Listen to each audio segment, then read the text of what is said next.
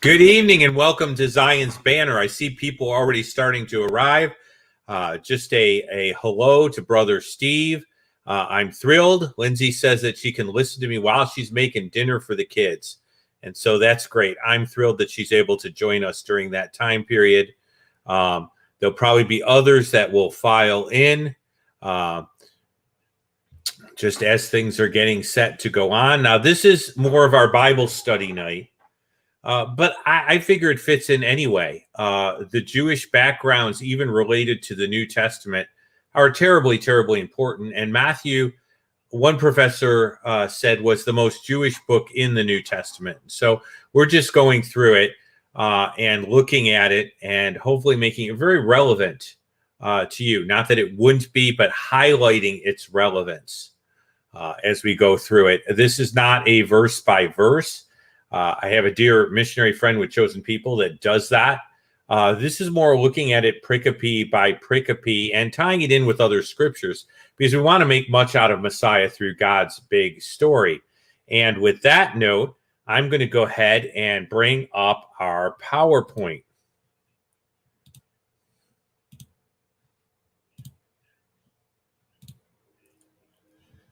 And I'm going to allow me to be there too, but I'm going to make Bridget the main object here. And I have enjoyed developing these characters. You could say it's as close as I'm ever going to get to developing characters. And so Bridget's with us again. She's been with us during many of these broadcasts. And so she's just introducing herself again with a cup of coffee. You know, Dennis Pranger has his fireside that he does his fireside chats. I have my characters drinking coffee, so maybe that'll be kind of Jeff Cran's style. And we're going to get started. How does Jesus warn the Pharisees? And we're going to be looking at the beginning of the woes. We're not going to get through everything tonight because I want to tie the woes into key concepts that appear. And so we'll get started here with the wrong motivation. I'm just going to quickly, this is the end of the other section. Really, it sort of goes with it, but he's summarizing. We've talked about this section with rabbi and teacher, and I'm just going to make sure. There we go. That was the whole section there that we had looked at before, and I just wanted to make sure that you were able to see that. That's the end of the section.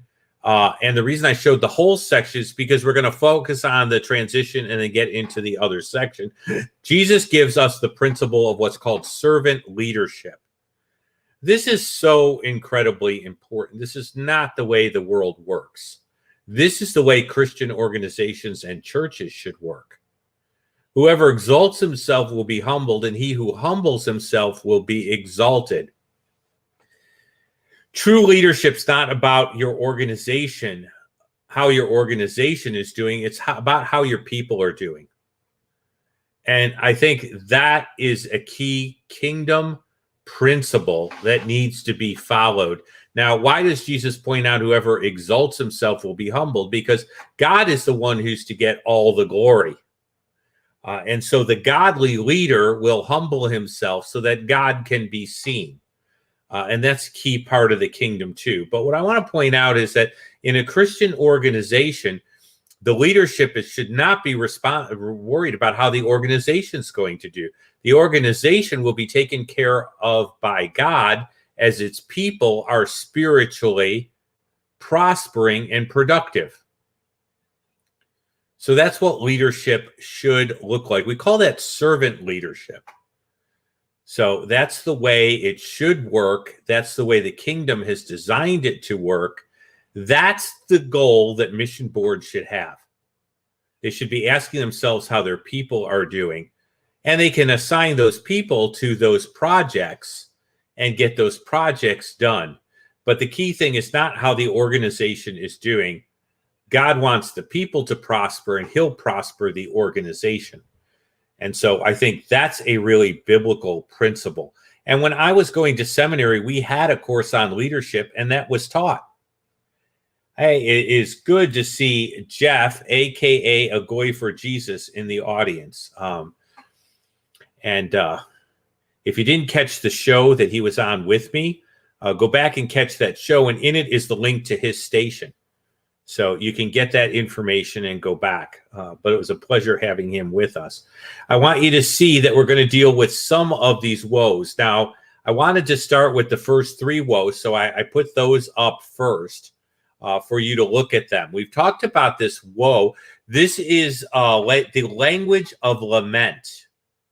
What you need to understand about laments is that they're about judgment, but they're about sorrow for the destruction that is going to follow that judgment. So when you're looking at Jeremiah, you see lament as he is acknowledging God's eventual judgment over Jerusalem, but also greatly saddened by it. So Jesus does not have any triumphalism here. Yay, you all going to get yours. That's not the way that woe should be taken. We're going to talk about why Jesus is doing this, what office he's exercising, and how those offices work. And so let's just put the text up there first. Woe to you, scribes and Pharisees, hypocrites, for you shut up the kingdom of heaven against men, for you neither go in yourselves, nor do you allow those who are entering to go in. Woe to you, scribes and Pharisees, hypocrites, for you devour widows' houses, and for pretense make long prayers. Therefore, you will receive the greater condemnation. Woe to you, scribes and Pharisees, hypocrites, for you travel land and sea to win one proselyte, and when he is won, you make him twice as much a son of hell as yourselves. Woe to you, blind guides, who say, whoever swears by the temple, it is nothing. But whoever swears by the gold of the temple, he is obligated to perform it. Fools and blind, for which is greater, the gold or the temple that sanctifies the gold? And whoever swears by the altar, it is nothing. But whoever swears by the gift that is on it, he is obliged to perform it. Fools and blind, for which is greater, the gift on the altar or the altar that sanctifies the gift? Therefore, whoever swears by the altar swears by it and all the things on it. And whoever swears by the temple swears by it and him who dwells in it. And whoever swears by heaven swears by the throne of God and him who sits on it. Now, this is the text. We're not going to get through all this because as we get to the woes about oaths, I'm going to present material about the hierarchy of oaths, just very general material. There's some cultural stuff going on here. There's some practices that the Pharisees have that are going on here that we need to be aware of. But I wanted to put the whole text out here as far as those first woes. Now, the second woes go on from there. Now, remember, we're not going to cover all this material, but I want to introduce you to the woe structure. And woe, you should hear woe a whole lot when you hear this. Woe to you, scribes and Pharisees, hypocrites, for you pay the tithe of mint and anise and cumin and have neglected the weightier things of the law, justice and mercy and faith. You ought to have done without leaving the others undone. Blind guides who strain out the gnat and swallow the camel. Woe to you, scribes and Pharisees, for you cleanse the outside of the cup and dish, but inside they are full of extortion and self-indulgence. Woe, Pharisees, for you clean the inside of the cup and dish, then the outside of them may be clean also. Woe to you, scribes and Pharisees, hypocrites, for you are like whitewashed tombs, which appear beautiful outwardly, but inside are full of dead men's bones and all uncleanness. Even so, you also outwardly appear righteous to men, but inside you are full of hypocrisy and lawlessness. Woe to you, scribes and Pharisees, for you build the tombs of the prophets and adore the monuments of the righteous, and say, if we had lived in the days of our fathers, we would not have partaken with them in the blood of the prophets. Wherefore you are witnesses against yourselves, for you are the sons of those who murdered the prophets. Fill up then the measure of your father's guilt. Serpents, brood of vipers, how shall you escape the condemnation of hell? Therefore I send you prophets and wise men and scribes. Some of them you kill and crucify. Some of them you will scourge in your synagogues and persecute from city to city, that may come upon you all the righteous blood shed on the earth, from the righteous Abel to the blood of Zacharias, son of Berechiah, whom you murdered between temple and altar. Assuredly, I say, all these things will come upon this generation. Now, there's a lot of stuff here. There's a lot to discuss as far as moral hierarchicalism and the law and moral theory, which we're going to end up talking about. There's a lot to discuss as far as what is meant by all of this will come upon this generation, which is also going to be the tie-in for the rest of this, for the following discourse is the best way to put this. But I wanted to get us at least through that text. That is a lot of text to swallow. But you see the structure, you see the woes, you see the lament, and you see the judgment that is being implied here. Now, it's very tempting to run ahead, and I will put this comment up. We're not going to get to the altar and oaths because there's a whole thing about the system of sacrifice here, okay? But we are going to at least deal with some of this. Jesus is prophetically calling the leadership to repentance because of the way they're misleading themselves and dishonoring God. Now understand, sin deceives the sinner. There's like a refrigerator magnet saying, sin deceives the sinner. And so they're misleading themselves, they're dishonoring God, and they're misleading others. Jesus is not being anti-Semitic. Now, what he is doing here is he's acting in the role of a prophet, using the language which is no more extreme than any other prophet. It's these sections that guys like Singer turn to make the claim that Jesus was somehow anti-Semitic or Paul was somehow anti-Semitic. This is the language of the prophet here. And he is addressing the leaders of Israel. And he's not any harder on the leaders of Israel than the prophets of old. The prophets often denounce the leadership of Israel. Now, just to give you a flavor for this, I'm going to go to Ezekiel, but you need to understand that there are three offices: prophet, priest, and king. Okay, the king was the executive officer. He executed the laws of the land, made sure they were done. Everything was kept neat and tidy in order, and was the representative of the people to other nations. He was the executor. The priest was the mediator. He represented the people before God.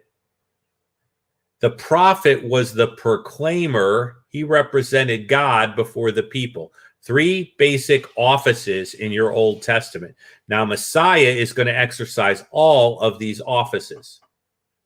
We're going to see him praying over Jerusalem in lament.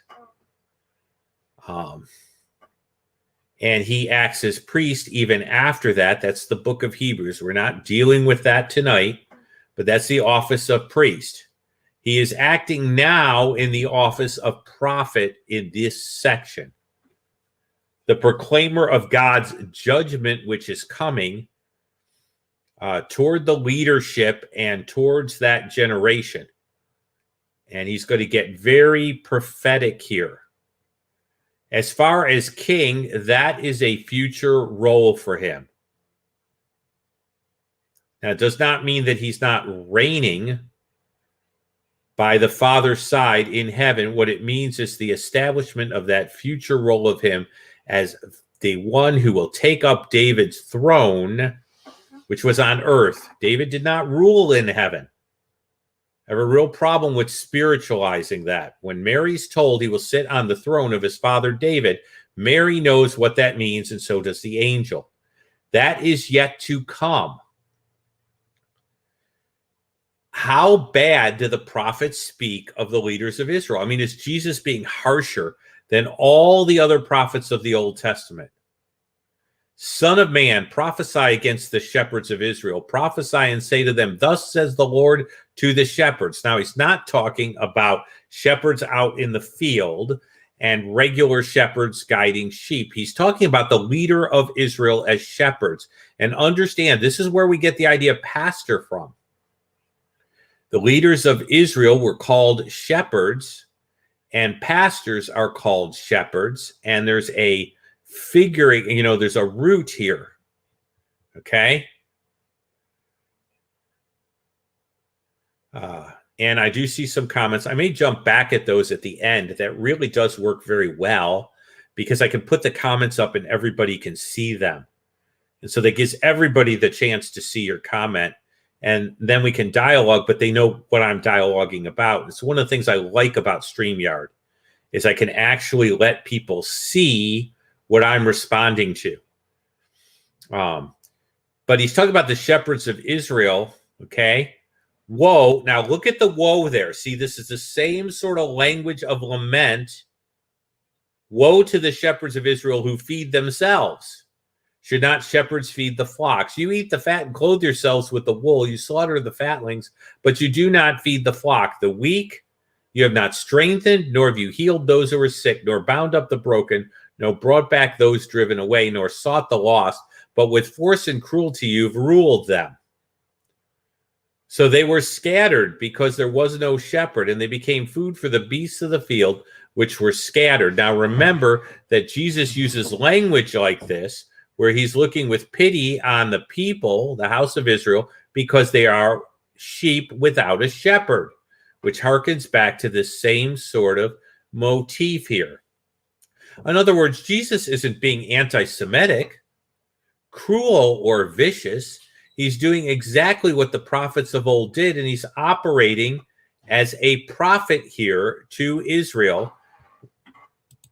But now you say, well, wait a minute, and I want to get there, okay?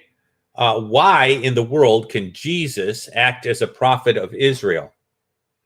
And Rachel's just asking how we know, not Rachel, sorry, Bridget, get my people right. Bridget is just asking how we know this prophecy is about Messiah. Why is Jesus acting as a prophet? Why would the people recognize this language? Why would they be okay with Messiah doing this?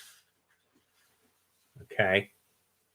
Well, they'd be okay with it because Deuteronomy 18 through 20 gave them the idea that Messiah would function as a prophet. And so Bridget is asking how we know this prophecy is messianic. This is the famous Deuteronomy 18 through 20. Now, I'm going to give you a clue as to how this prophecy works, because sometimes people rush to the end and they miss some of the richness in the middle here. Okay, but they know Moses is dying. Now, let's put this in its context. Okay, Moses is going to pass away. They're going to lose their leader. How then will they be led?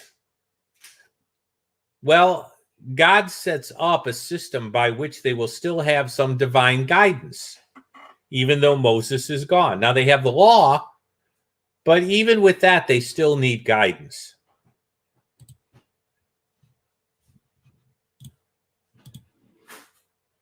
Okay, and so God's promise is for continued divine guidance. This isn't just here for no reason. I've shared this over and over again. God's way of encouraging his people during times of crisis is promise. Moses' death is a huge crisis for the people. And so the purpose of Deuteronomy 18 through 20 there is a promise of divine guidance, but contained in it is a promise related to Messiah being the ultimate. Now, how do I have the idea that Jewish people in Jesus's day had the idea that this referred to Messiah? Or at least some of them did. Well, this is a little later, but this is fairly early. The Mechilta di Rabbi Ishmael, Jewish writing, says that from the time the Israelites merited that the prophet should be raised among them, it is said, I will raise up a prophet. Now, notice it's singular, by the way, not plural. I'm going to raise up a prophet from among them in the future, but their merits, they brought it too soon. That's a reference, and notice the reference to Deuteronomy 18 in there. Okay, this has been regarded as messianic for quite a while. In the thinking of the Jewish people, there was a connection, at least for some of them, between Messiah and the prophet. So the first thinking there is that there would be a prophet par excellence who would be raised up. And that gets tied into Messiah. I haven't pulled out all the passages here, but there's a reference to Messiah being greater than Moses. In fact, looking at the Dead Sea Scrolls, which are around the time, we learn messianic expectations of the text. They awaited three figures, a priestly Messiah, Davidic Messiah, and a prophet like Moses. Now, they separated these out. And so it wasn't always clear to them how this relates, but yet there was thinking that Messiah would be a prophet. Qumran tended to separate out the figures. Other Jewish writings, such as the Talmud, did not. So the thinking of this thing is that this is a future event. There's going to be a individual par excellence. It's related to Messiah, but then some groups separate out Messiah from the prophet, probably thinking that the prophecy of a forerunner before Messiah, and they're probably thinking to that and conflating those two. All right. The apostles in the early church did do it. There you go. There's Acts 7. They're looking at it through a messianic lens, understanding there's probably a connection here, and the Holy Spirit and the scriptures inform them. They see Jesus. They make the connections. I like to compare Messiah to Moses. If it's a prophet like Moses, then let's compare the two. Now, this is important because Muslims will say the prophet like Moses is Muhammad. But there are reasons that Muhammad could never be the prophet like Moses. Moses upheld perfect inspiration and authority of divine revelation. So did Jesus. Contrary to those that want to detract from Jesus, Jesus never said the Torah was not God's revelation and it should not be trusted. He ministered to the children of Israel, so did Messiah. Jesus was sent to the house of Israel. Now, his message goes beyond that, and he wants it spread throughout the world. But you'll notice that in John earlier on, he says that he was sent to none but the house of Israel. And that part of his mission gets fulfilled, and the gospel is extended. This is explained in Romans. Okay. He interceded for the children of Israel. Moses did. Jesus is going to. We haven't gotten there yet, but he's going to intercede. Moses warned the children of Israel that judgment was coming. Look at the end of Deuteronomy with the curses for disobedience, and where Moses himself says that in the future you will disobey the Lord your God. Isn't that great? Moses worked among these people for so long. They received God's revelation. They see all these wonderful things. And God makes it very clear to Moses that when he is gone, they will disobey. And he even says that to them, and they still do it. Messiah warns the children of Israel that judgment's coming. We're going to see more on that when we get by that. Both reveal instruction to Israel. Now, let's just understand this very, very clearly. The instruction in both cases is given to Israel. Doesn't mean it doesn't apply to the kingdom citizen, but understand that it's all Jewish folks and the disciples, and he's addressing the disciples primarily at the Sermon on the Mount, knowing that his Jewish audience will overhear. Now, does it relate to the Christian?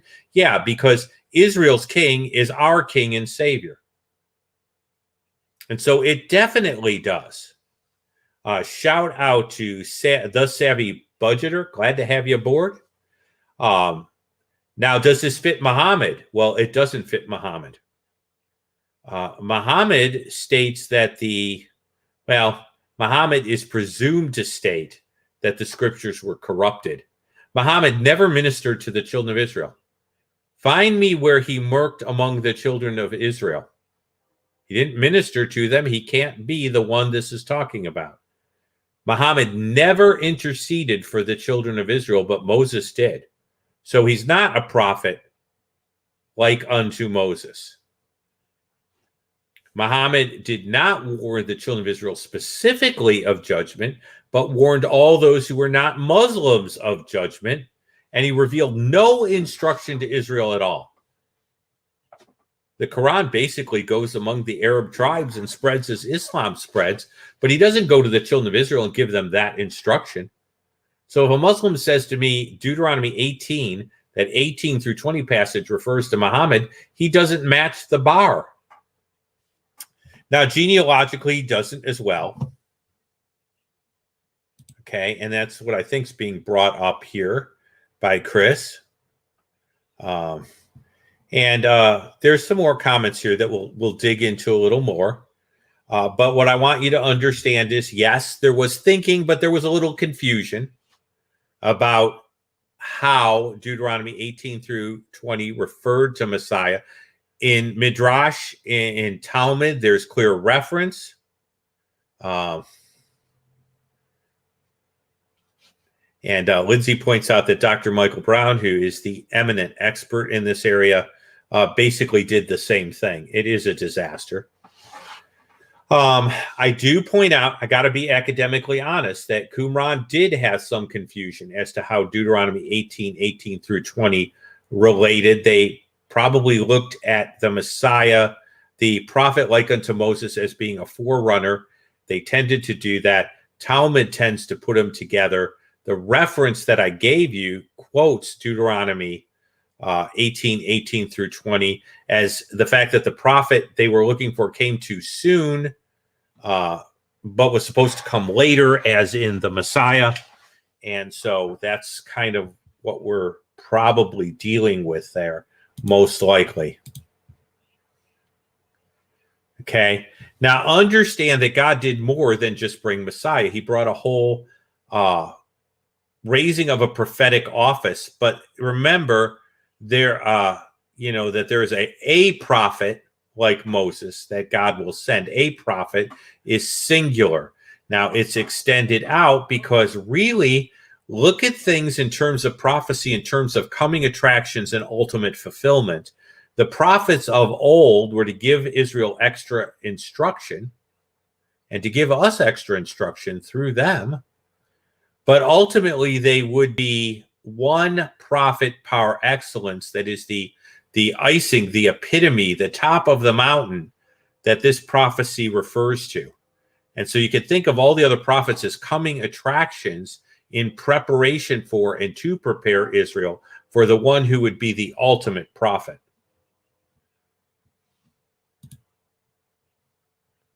Now let's get into some of the woes here and start woeing. And we'll jump back to some of these comments. So don't feel ignored. Just understand that in the flow of things, I want to pull the comments in where I can best make them work, or maybe at the end where we can have more discussion. Woe to you, scribes and Pharisees, hypocrites. That means play actors. Someone who's putting on a show. They don't really mean it. They don't really desire it. Okay, if an atheist says, I'm all worried about the problem of evil in the world, and so I don't believe in God, then you might ask them, well, if there was an answer to the problem of evil, would you believe in God? See if they're shamming. They're just making an excuse. Why are they hypocrites? You shut up the kingdom of heaven against men, for you neither go in yourselves, nor do you allow those who are entering to go in. Now, what is this in reference to? This is in reference to the growing body of oral law that is being foisted upon the people. Okay? Richard T. Franz says the first woe describes the approach to to religion that was a hindrance to those who wanted to please God. We've talked about the oral law. It was a hindrance. It made the fence higher. It made it more impossible. And those who wanted to just from the heart please God were given that many more rules, that many more restrictions, that many more procedures to try and do it. And so them following the oral law was not going to lead them to heaven, and them teaching men must follow the oral law was going to dissuade or make it difficult for those who wanted to enter the kingdom of God. And so they were making a religion that was cumbersome, burdensome, and not a joy. Now, does God have rules? Yes, God has rules. But God does not give us just a religion of rules. That would be burdensome and tiring. He gives us relationship and faith and relationship are more what it's about. The rules are just boundaries for the relationship. Understand that. In a marriage, there are rules. You don't do certain things like step out on your spouse and have an illicit relationship. I'm not going to call it an affair, because an affair is when I circle something on my calendar. Okay. My granddaughter Eliana's birthday is a birthday affair. It's a birthday party. I don't call that an affair. I call it an illicit relationship. Okay. There are rules you don't do. Okay. But the rules aren't the thing. You don't say, just because I keep the rules, dear, I'm a good spouse. Could you imagine the man who goes home to his wife and says, I didn't have an affair last night. Aren't I a good husband? And he does this every night in a row. Well, have an excellent relationship, don't they? Okay. It's not about that. And so the Pharisees had made it all about law keeping, and they had not made it about relationship, which is what it's supposed to be about. And so they had placed barriers, but those fences around the law kept people away from God. And so they were doing serious damage. And so Jesus says, setting the oral law up as a barrier, you will neither get into heaven through it, and you will keep those who are designed to enter away from God through it. And so that is really bad news. So here's a refrigerator magnet saying, maybe I'll do a few-minute devotion on that, pull some scripture together. Adding rules doesn't make you holy. By the way, if you think this doesn't apply to groups today, there's a little cult called the Black Hebrew Israelites. They are now enslaving their people to all sorts of falsehood, including the idea that keeping the law somehow curries you favor with God. Abraham believed to God, and it was credited to him as righteousness. Believing God may include the rules, but keeping the rules does not mean you're believing God. Ooh, that's almost a setup for another refrigerator magnet saying. Let's look at this second woe and see what Jesus is woeing here. Woe to you, scribes and Pharisees, hypocrites, for you devour widows' houses and for pretense make long prayers. Therefore you receive the greater condemnation. Now, this is in reference to the korban. If I was to take care of my parents, and I believe this is probably what's being referred to, because Jesus has attacked this earlier, and so he's probably got this on his mind. And the mention of widows' houses, how would they be devouring widows' houses? A child was meant to take care of his parents. In those days, there was no Social Security. So a firstborn son was responsible for the care of his mother. Remember that when Jesus is dying on the cross, he turns to John and says, "A woman, this is your son."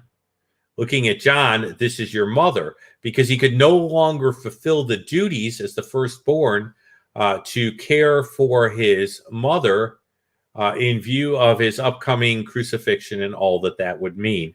Now, one could discuss how he dealt with all of those things while he was preparing his disciples and doing his mission from the Father. But the reality is that was part of the care. The social system was set up so that parents were taken care of by their kids, and they continued to live with them. There was no shipping mom and dad off or anything. You were responsible for the care of your parents. But if you gave that gift to God, what you were going to use to care for your parents, then it was no longer technically yours. You didn't have the use of it. Therefore, you couldn't use it to take care of your parents.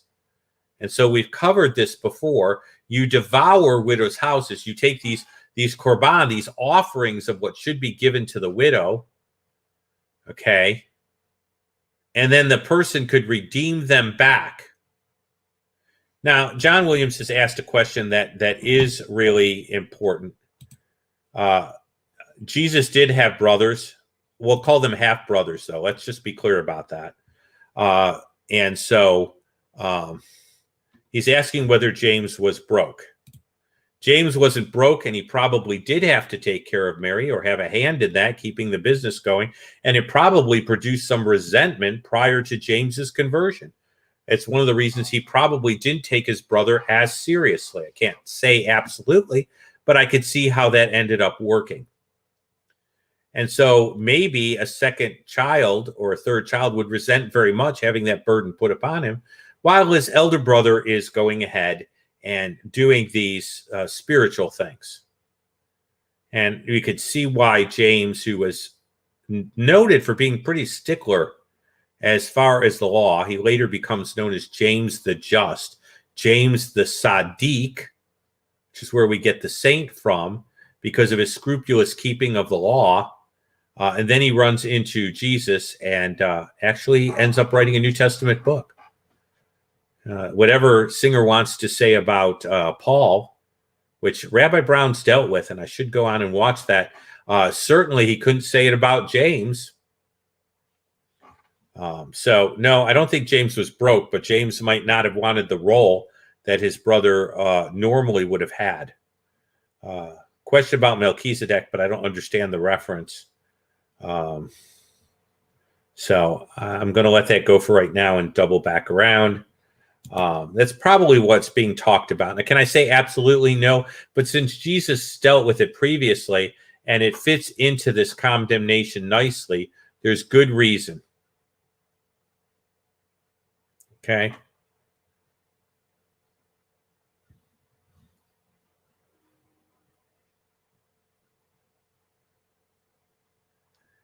So there's some other comments we'll kind of go back to. There's some great conversation happening here, and you'll be able to see some of those. And some of those are just the community is just talking amongst themselves, and they aren't real questions or they aren't real points that I need to comment on. There's a lineage question about Jesus being priest and king, and that's probably where Melchizedek comes from. So we'll double back to that usage in Hebrews and what's going on there. Maybe I'll even pull it up. Good to see Slam in the house there. She's had a busy day. I'm glad you could be with us anyway. Pull up a chair, put your feet up. It's always great to have you here. Now, one of the comebacks that I got a lot from Jewish people, and by the way, I helped someone out in a church that we were attending because their Jewish relative was using this comeback when they were trying to share the gospel with them. And they shared with me that, we try to share the gospel with so-and-so, and he always says, well, Judaism doesn't proselytize. Why does Christianity have to try and convert other people? And he used this very much so to kind of put them off. And so they shared this with me. And of course, he came to an event that I was at, and we started talking. And of course, he immediately went and said, I told them is what I'll tell you. Judaism doesn't proselytize. So why do you Christians do this? And I said to him, well, which Judaism? Essentially, Judaism used to proselytize. And if Judaism has the truth, why aren't they interested in other people accepting it? If I knew the truth about something terribly important and I didn't tell somebody and didn't share it, it'd be shame on me.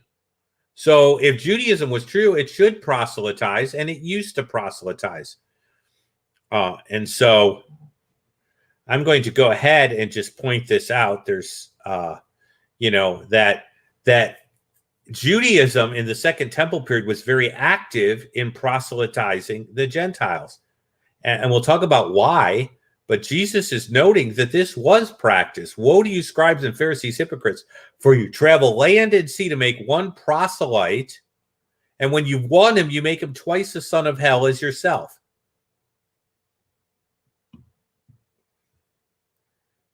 Okay, good to have Air Church here. And so, when you get that sort of line from somebody, Why does Christianity have to proselytize? Well, isn't somebody who has important truth that will affect one's life obligated, if they care about them, to share the truth? And you're just someone I care about.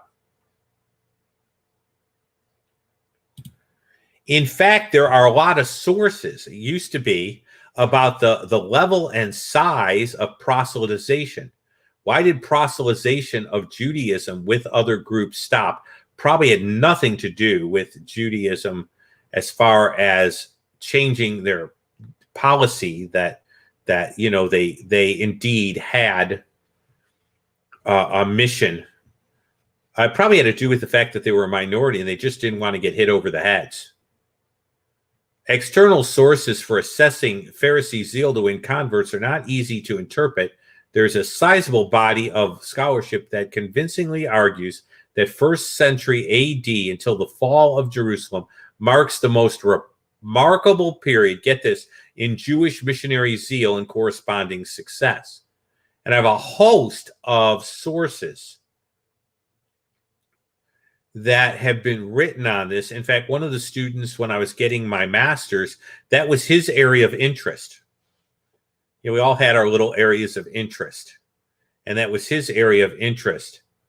And in fact, the end of this comment says there is no evidence that Jews in any way opposed Paul or anyone else's Christian Gentile mission. Rather, they disputed the basis of admission to the people of God. Now, let me explain what's being said there. The fact that Paul shared the one true God with Gentiles wasn't the issue. The fact that Paul shared that Gentiles through Messiah could come directly to God without becoming part of Judaism was the issue.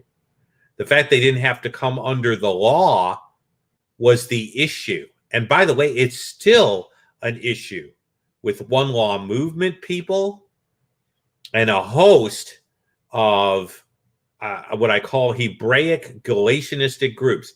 That's what my dissertation was on. And that's where the real issue was. Now, D.A. Carson is a scholar, and you'll see that this is from his article on Matthew in the Expository's Bible Commentary. Great commentary set. So, Bridget asks, what's the problem? Okay. Jesus is not against them for trying to proselytize in the sense of having the nations come to the one true God. That's a good thing. His objection is they were leading proselytes into a dishonoring expression of the faith which the Bible teaches. So these new converts were being misled by the shepherds of Israel. That's Jesus's real issue here. That's why Jesus is so absolutely bothered by this. And so that's where the real issue is. And that's what he means by making them twice a son of hell as yourself. By the way, son has the idea that, it means follower or one who shows the character of. Son of the law is the word bar mitzvah, son of the commandment. Okay, and he's saying you're making these guys twice a bar Gehenna. Okay, a son of hell as yourself. We're going to go back to some of these questions, particularly about Melchizedek, okay? But in taking our main point here, and I know this is getting to our main point a little early, but there's some real good questions, okay? False religion is as odious to God as no religion. So we need to seek to portray Jesus properly. We need to go ahead and display him properly. Now I'm gonna pull up my Logos Bible software to answer these questions. So I hope you don't mind that, because some of these relate to Melchizedek, and so I'm gonna put a response. James never said they had to keep because they were Gentile. And in fact, he said they never had to keep all 613 at all. Actually, You'll notice the Jerusalem Council puts certain stipulations in place. Now, somebody wants to know more about Melchizedek and Jesus' genealogy and how he's able to fulfill priest and king. Notice there's no dispute about him being prophet. Isn't that interesting? What Hebrews spends its time on is priest and king, those two offices, because basically you have a Davidic role, then you have a priestly role, and Judaism to this day does not understand the priestly office of Messiah, and that's why it continues to have trouble with two comings and continues to make Jewish objections like, why isn't there peace in the world if Jesus was the Messiah, wouldn't even come up if they understood his role. So I'm going to go ahead and I'm going to pull up my Logos Bible software, and I'm going to show you what I'm going to do. I'm going to go ahead and do a search. I'm going to go to a Bible search. Okay, so that's a basic Bible search. And I don't want it in Ezekiel. Okay, that would be bad news because I would get no hits at all. So I'm going to go to Hebrews. Okay, let me put that up there. Hebrews Bible range. And I'm going to put in the word Melchizedek, and we're going to look at the exact passage. Can you give me a second just to do that?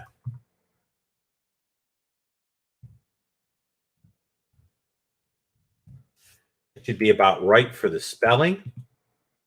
Okay, and it's going to pull up Melchizedek. Now, the first thing it's going to do is pull up everything. Okay, and while it's doing that, because John has mentioned 7 laws for the Gentiles, he's referring most likely to the Noahide laws.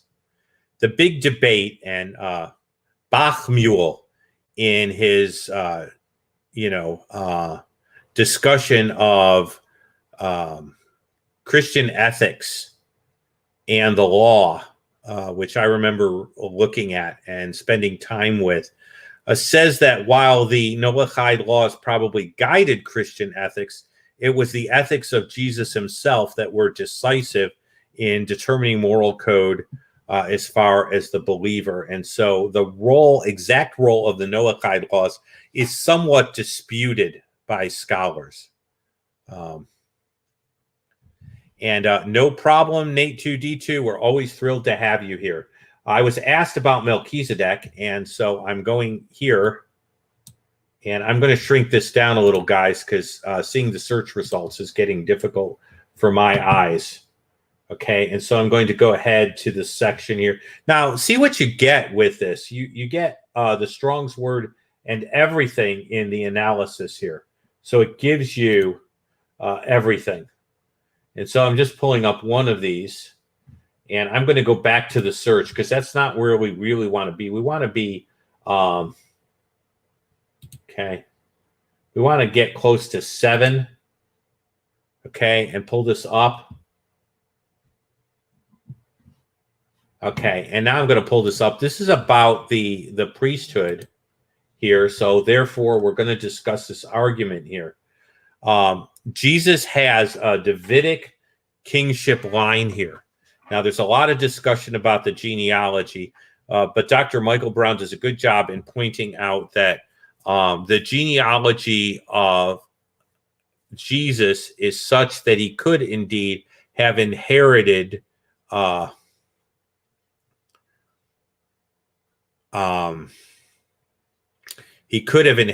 throne of David. And we'll get to another comment there. The issue of the Melchizedekian line is based on Psalm 110, verses 1 through 4, which was considered messianic by the Jewish people.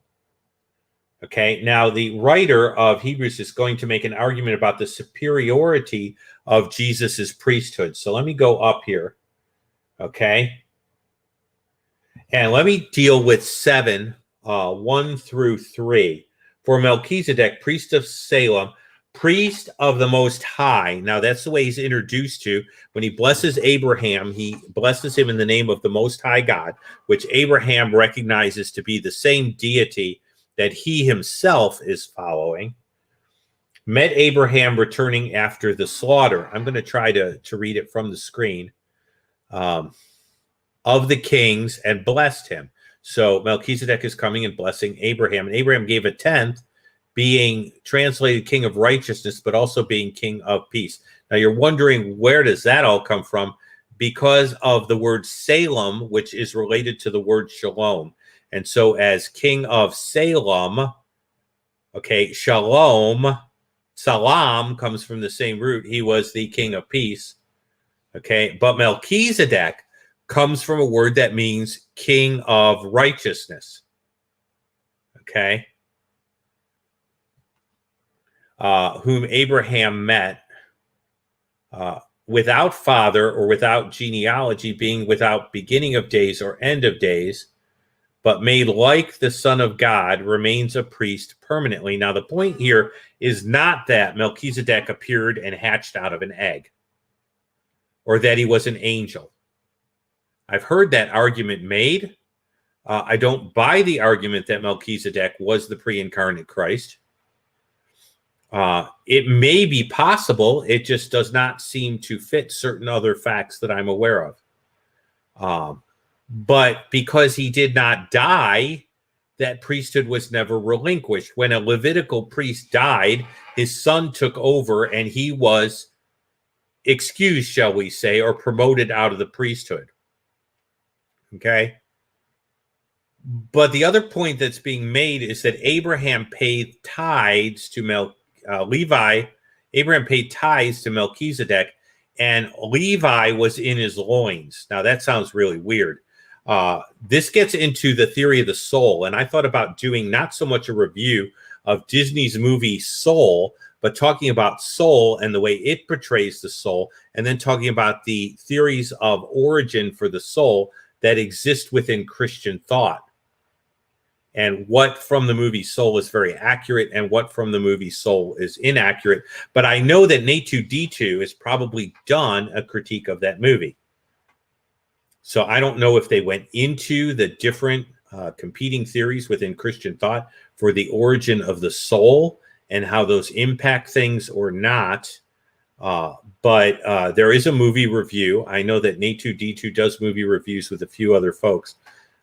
It would be a very interesting show to discuss about the soul and its characteristics and its origin as far as the Christian theories of the origin of the soul. I follow the basic principle that the soul is probably procreated with the body through the providence and sovereignty of God. So I don't tend to view the soul as something that's like existing and bouncing around in heaven, pre-existence, that's made before the baby is. And then, at the moment of conception, God kind of drops the soul into the baby.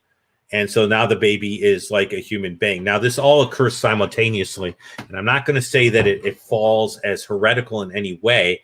I'm going to say it just doesn't seem to fit. And what's interesting to me is that Levi was in Abraham's loins. The other theory of the soul is that you have direct creation, then you have transductionism. Okay, I totally don't allow for pre-existence. Under direct creation, it's not that the soul's pre-existed for eons and eons. It's created and dropped into the baby as a separate part of the child. Okay, kind of like dropping the engine in the car. Okay, you got the car chassis, but there's no engine, and God drops the engine in, called the soul, at the moment of conception. The soul is not pre-existent from eons past and then gets a body like Mormonism teaches. What it says here is that because Levi was in Abraham's loins and the lesser blesses the greater, that the Melchizedekian priesthood by reasoning would be greater than the Levitical priesthood. So that's kind of the background of this argument. And I think it works very, very good with traductionism, not transductionism, traductionism. But maybe a little bit more complicated if you go with a direct creation view of the soul being dropped into the body. So that's kind of the background there. I don't know if that answered the question or not. Yeah, I knew you did, Nate, and I don't want to step on your toes. So let me show the comment here where people can see that. There you go. I knew you guys had done that. You guys can go to that full review. And Nate, you can let me know, did you spend a lot of time on the different theories of the creation of the soul within Christian thought, and pre-existence versus traductionism?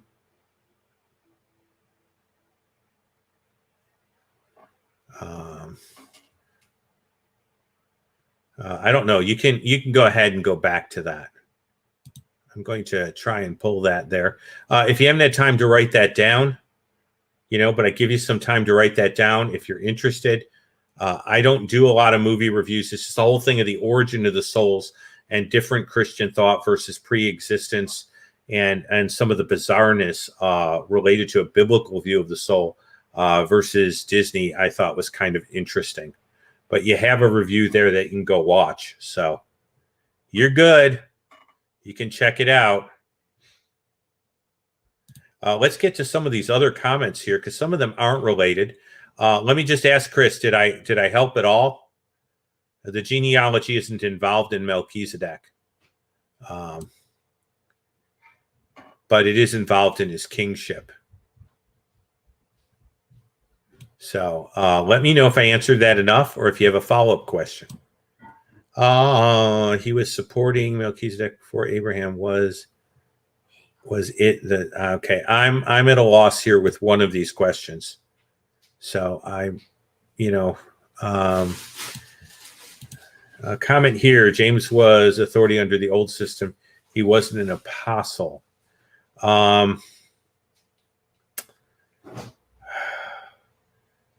I'm going to think about the definition of an apostle for a few minutes. If by apostle you mean he was not one of the original 12, that's true.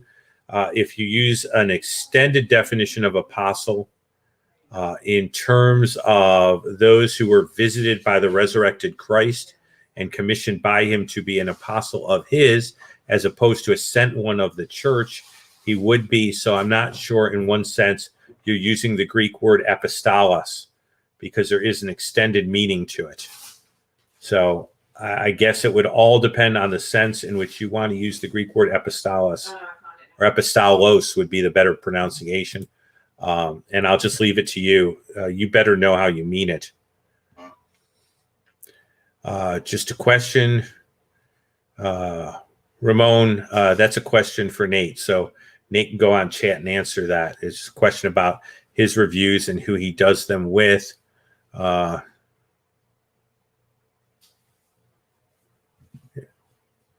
Okay. I am not understanding some of this terminology. I think if Mariah everything is a figure, using Skyon, which I'm taking to mean figure, why did nobody see Melchizedek there? Why did Jacob sleep on a rock?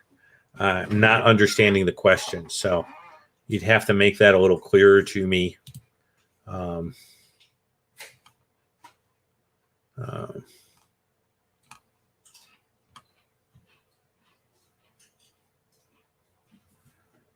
Okay.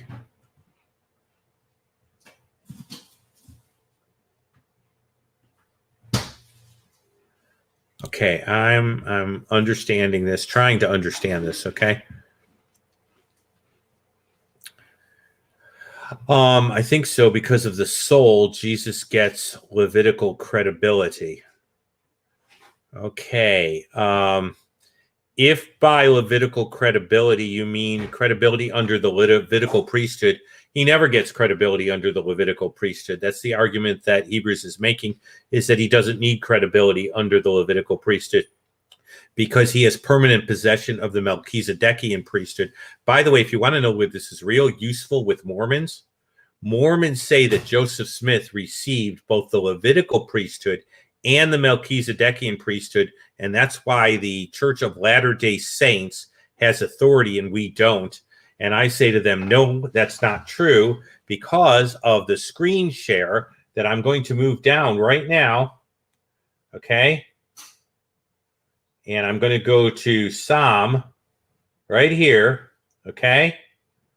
He who comes not according to the law of fleshly commandments, that's a reference to the law of Moses, but according to the power of endless life, he testifies, thou art according to, thou art a priest forever. And so what I'll say to Mormons is Joseph Smith never received the Melchizedekian priesthood. He couldn't, because Jesus alone possesses the Melchizedekian priesthood forever.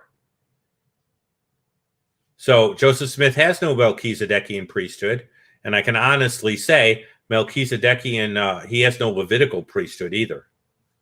So I'll say your church has no authority for what it teaches. None. Absolutely no authority. Okay, some of the comments here are going a little, I'm almost having to piece them together.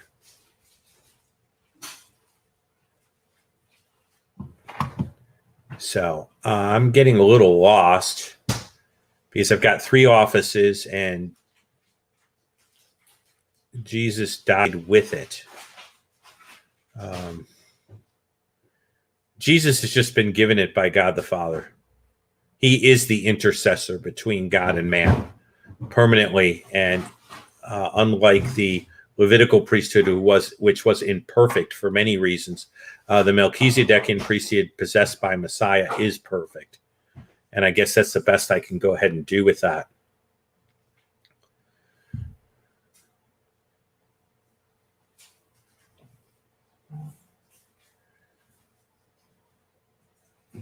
Well, we're having a good conversation about this. I'm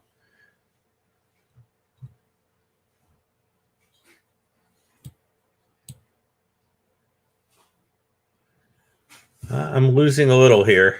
So sometimes I'll see a comment and it's probably you guys interrelating to each other, which is great. And so I see a comment about that priesthood being filled, that position being filled, but the position is probably in reference to a previous comment. So I'm probably going to lose the thread right about there.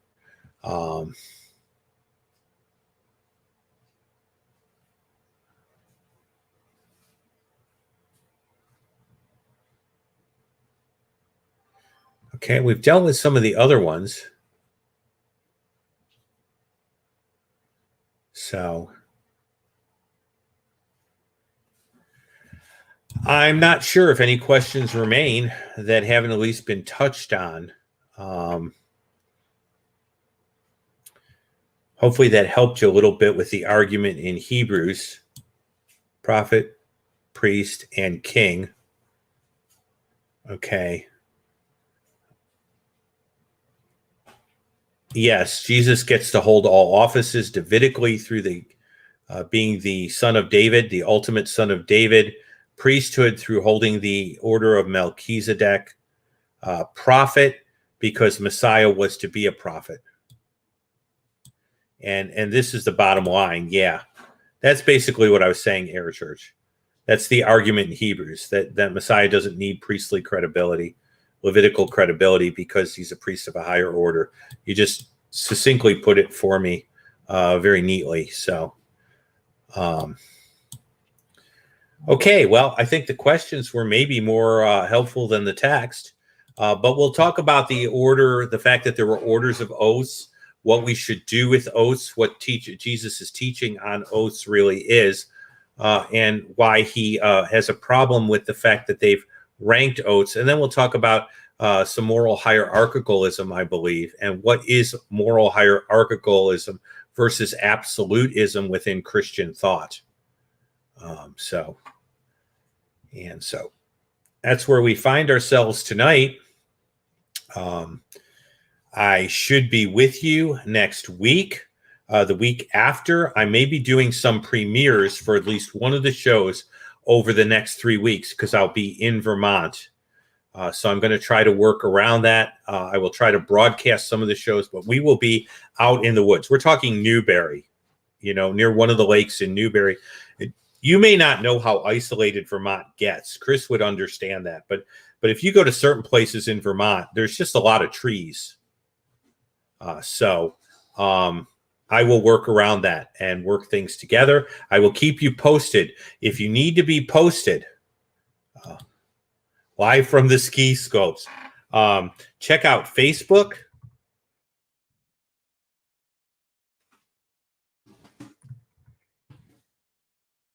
at Zion's Banner.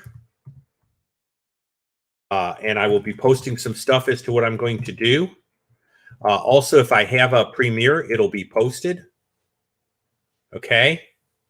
And so you can look on Facebook, and premieres are also posted as events, and look at when those are. And then I'm going to try to do what I'm doing so well through StreamYard. It does it so great. Populate the event pages for you. So absolutely wonderful. I have some chicken soup waiting, and I hope that Lindsay was able to get her dinner together. And thank you all for being here. It was great having